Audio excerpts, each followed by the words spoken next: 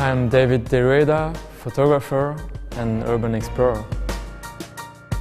This picture has been taken not very far from Moscow, Russia. It's an experimental power plant, which is now abandoned. I wanted to do this particular place because it looks very futuristic.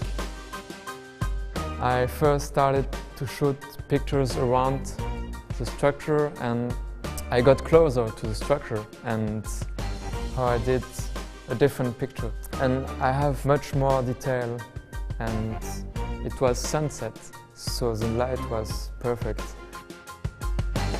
It's been taken with a wide-angle lens, the 14-24, on the Nikon D810.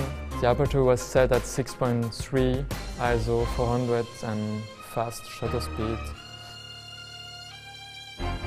It could be in a science fiction movie, so that's why I like it, yeah.